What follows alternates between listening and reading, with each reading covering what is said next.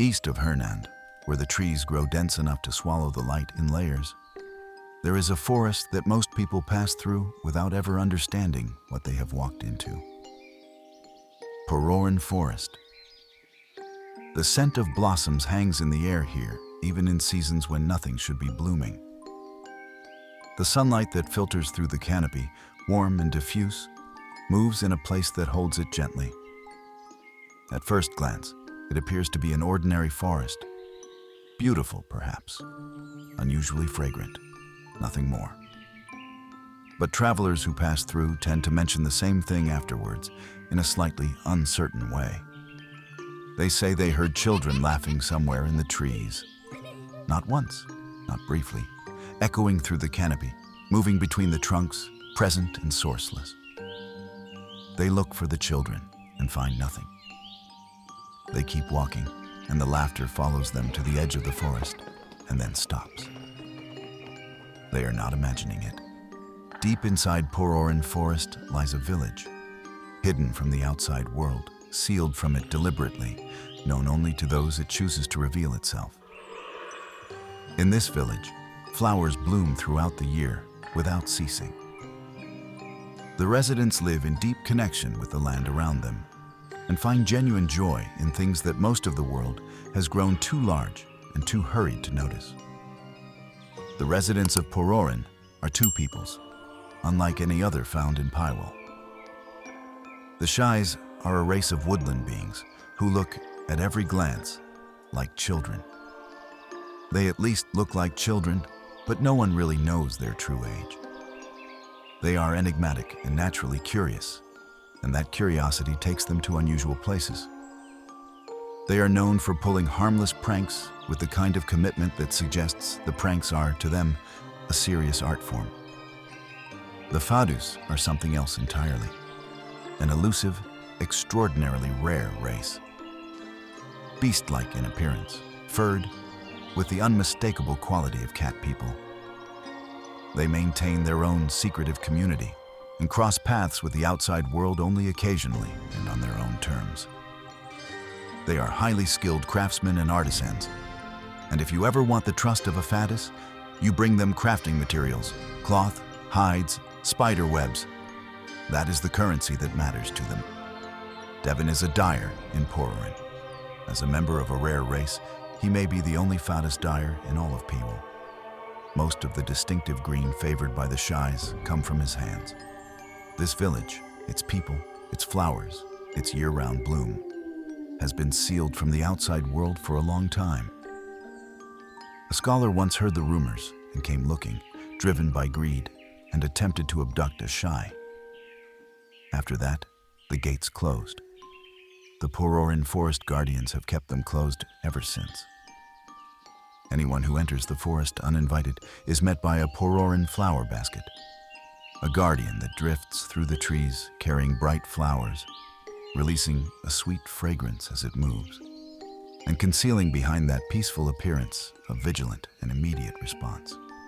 A sleep dart, precisely aimed. The intruder wakes up at the edge of the forest, unharmed, with no memory of how they got there.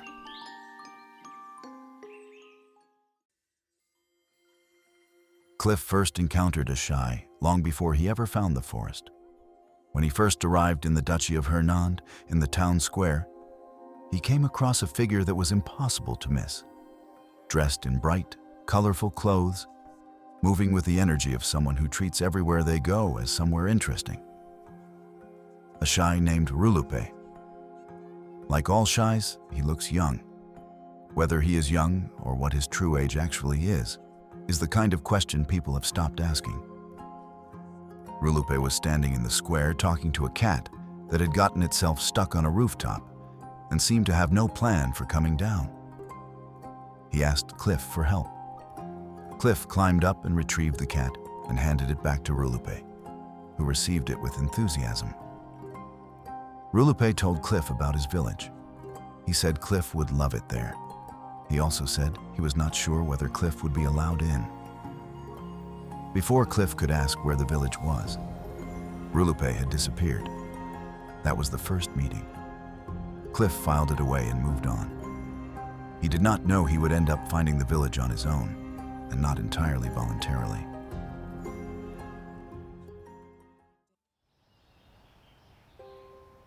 The path to Pororin came not through an invitation, but through a bounty. Kliff was tracking an outlaw, a wanted man with a price on his head, and the trail led him into Pororin Forest. He had no idea what the forest was. He had not heard the stories, or if he had not connected them to what he was walking into. He moved deeper into the trees, and as he did, he began to notice something unusual. Flower baskets were drifting through the canopy. The Pororin flower baskets, though he did not know that yet. Round jars carrying bright blossoms, moving through the air with no visible mechanism, releasing their sweet fragrance as they swayed. They seemed harmless. They were watching. He found the outlaw. The outlaw saw him at the same moment and immediately ran. Kliff gave chase. Then the ground came up to meet him, and he was asleep before he understood what had happened. He woke up at the edge of the forest. The Pororin guardian Shais had carried him out, unharmed, while he was unconscious. He lay there for a moment, trying to process what had just occurred. There was a Shai sitting nearby, waiting for him to come around. His name was Arkin. Arkin explained what had happened, and that he would not be permitted to enter the village. But then Arkin made a proposal. He could help Kliff get entry. In exchange, Kliff had to help him first. Something precious belonging to the village chief had been stolen. Stolen and placed, literally, on top of someone's head. Arkin needed it back before the chief noticed it was missing. Kliff agreed. Arkin showed him where to look.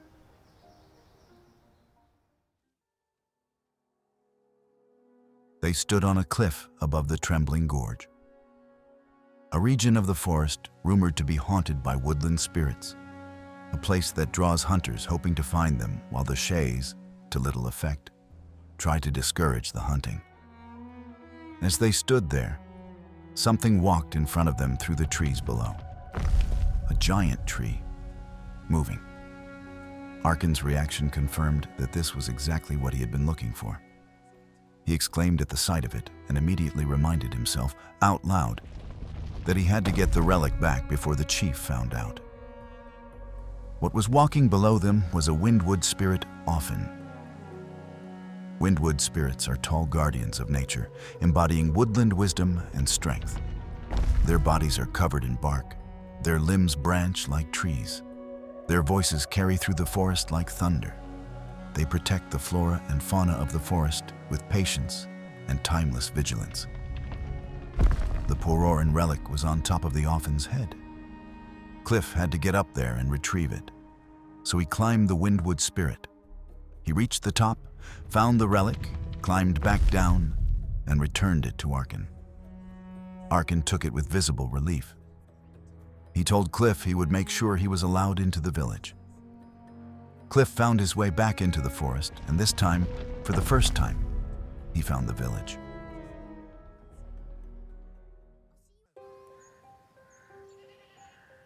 Pororin is the kind of place that takes a moment to believe.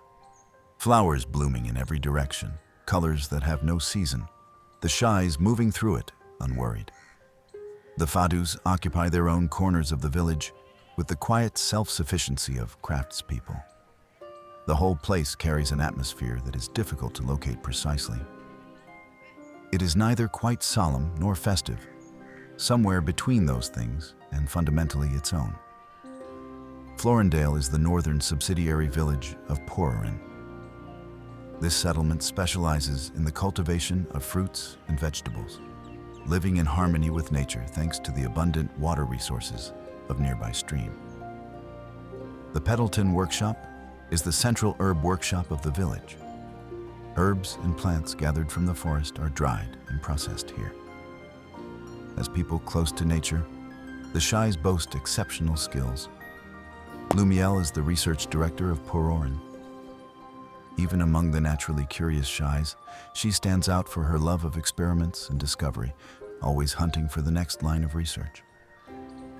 No one in the village knows herbs and plants better than she does. The Reachwood ruins of the fort located near Pororin bears traces of war, but now serve as a playground for the Shais.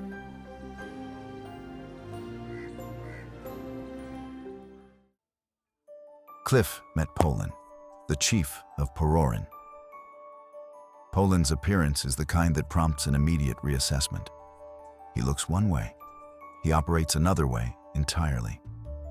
Decisive, thoughtful, governing the village with a sense of responsibility that has made him an inspiration to everyone in it.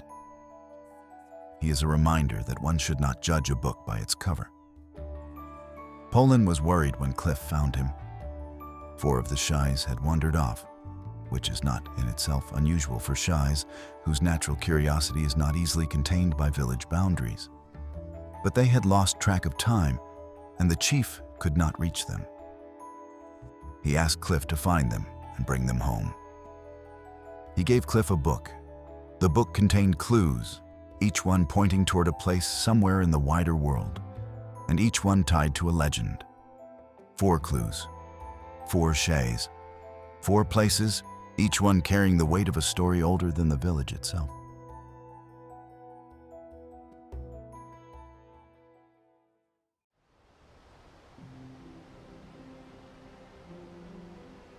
A child, lost and wandering, misstepped and fell below a cliff. The mother, having lost her child, remained by the cliff in sorrow and wept without ceasing. The gods, moved by her grief, transformed those tears into the world's largest waterfall. She caused flowers to bloom around it, shimmering with the light of her tears, so that no one else would ever lose their way in the dark. Kliff arrived at the ancient rift, a vast canyon just south of Polan. The earth here was fractured long ago.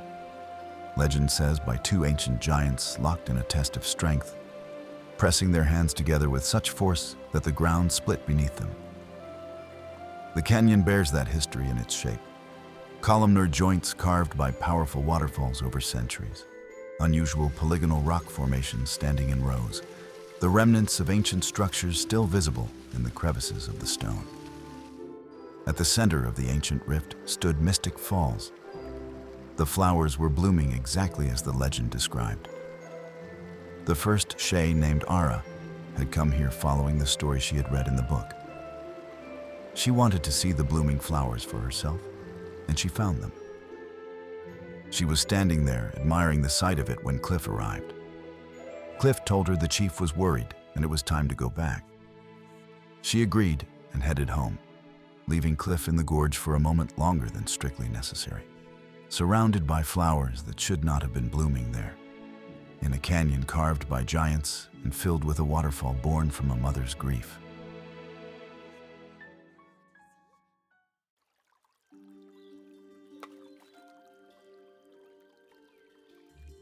One of the ancestors of this land lamented the ever-expanding Crimson Desert. He tried to halt its advance, but the desert does not yield easily. In the end, he gave his own body as fertilizer to nurture the tree of life, and let his blood flow to water it. The trees that grew there still scatter crimson leaves because of what he gave them. Giant's Yard sits within the deep rainforests of the Crimson Desert, a rocky region where the scale of everything exceeds what the eye expects. Towering trees, jagged cliffs, tranquil water. The landscape has the quality of somewhere that exists slightly outside the ordinary proportions of the world.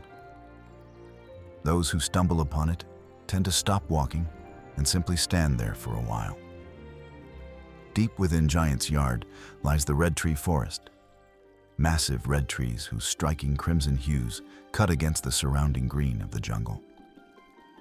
The contrast is so sharp and so consistent that standing inside it feels like stepping from one world into another. Balan, the second Shai, was there admiring the great tree and the flowers blooming at its base. The flowers that grew from an ancestor's sacrifice. Though whether Balan was thinking about the legend or simply about how beautiful the tree was is difficult to say. Probably both. Kliff found him, told him it was time, and sent him back to the village.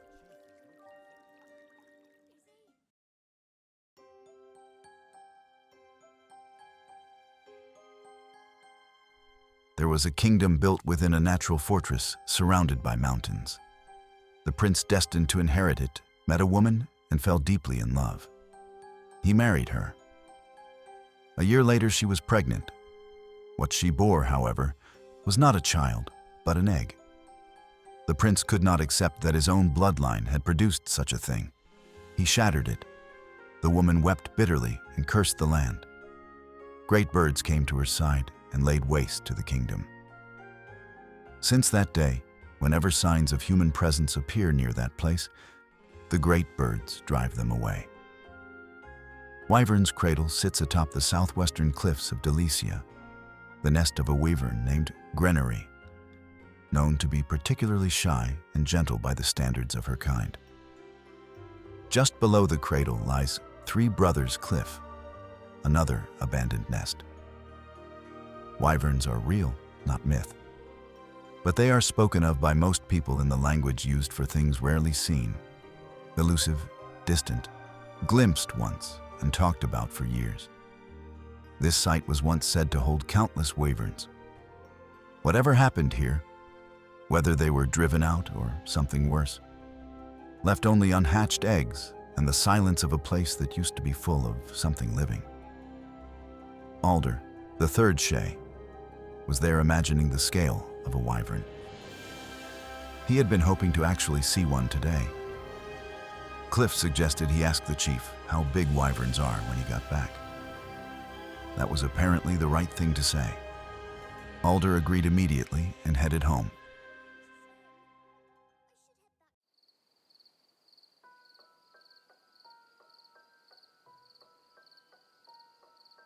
On a night so dark that even the moon hid away, a husband and wife fell from a cliff. When they opened their eyes, they were surrounded on all sides by sheer walls of rock, a natural labyrinth carved by wind and water over so long a time. Sadly, the couple never found their way out.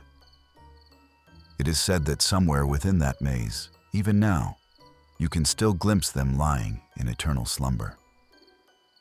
The celestial maze is a remnant of ancient construction, a place where the work of long-dead hands intersects with the work of the landscape itself, and the result is something that feels both built and grown.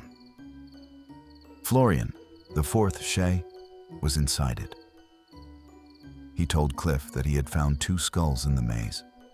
He believed they were the husband and wife from the legend, the couple who fell on the dark night and never found their way back to the light. But the skulls had disappeared by the time Kliff arrived.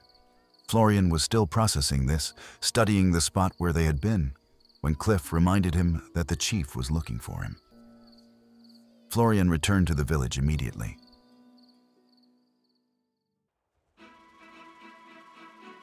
Kliff made his way back through the forest to Pororin. All four Shais had returned safely. He found Polan in the middle of scolding them, the tone of a chief who had been genuinely worried, and was expressing that worry through the only available channel now that everyone was home, and the worry had nowhere else to go. When he saw Kliff, he stopped.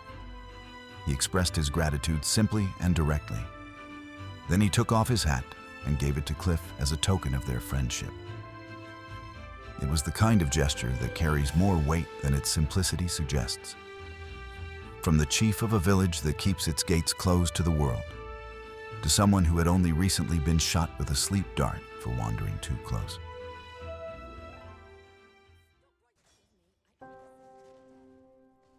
After Kliff was defeated by Duke Caliburn inside the memory in Demonis Castle, Maegu and Wusa had pulled him out.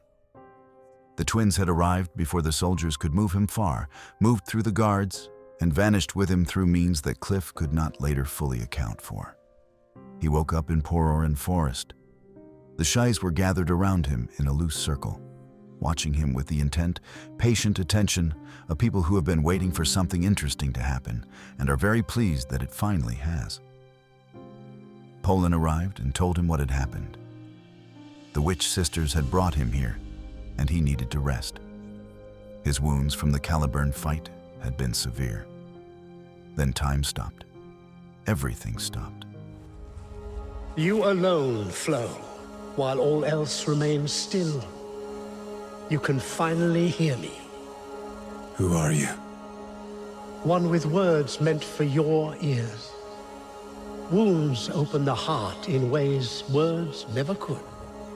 You've been watching me. It matters not. What is important is the path you've walked and the one still ahead. To save others, one must first find strength within. Come, find me. Then time resumed. The Shais continued moving. Polan continued speaking. The forest was the same forest it had been a moment before, and no one around him had heard anything. Polan urged him to stay and rest. The Greymanes needed to know he was alive. Kliff felt none of the exhaustion that his wounds should have left him with. He felt revitalized, sharpened, as if something had been clarified rather than healed. He told Polan to send word to the Greymanes that he was well. Then he left the village and headed to find Megu and Wusa.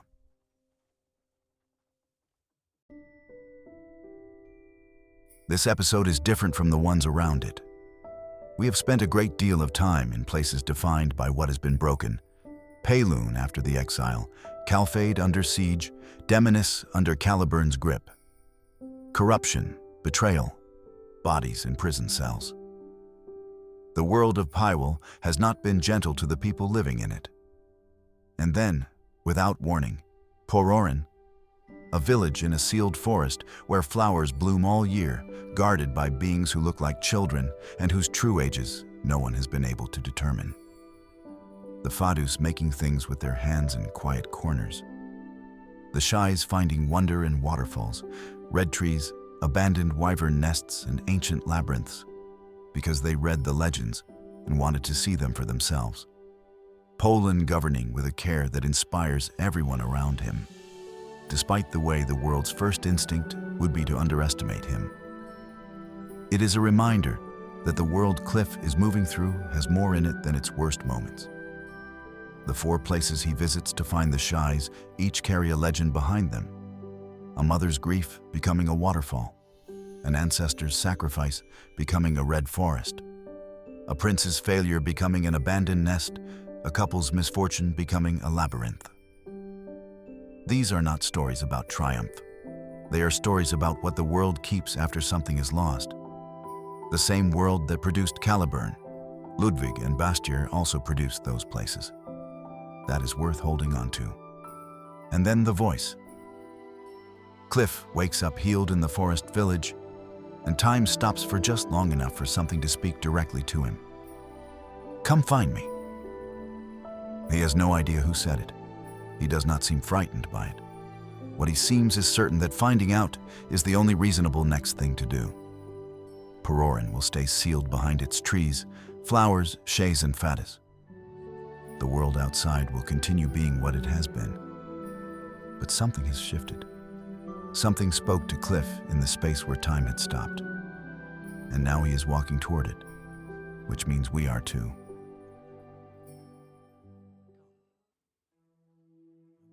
Somewhere ahead, Megu and Wusa were waiting. Somewhere, in a place that time had briefly stepped aside to indicate, a voice was waiting too. What adventure is Kliff seeking now? Who was the voice that spoke to him in the silence? The forest does not answer questions like that, but Kliff is already walking towards it.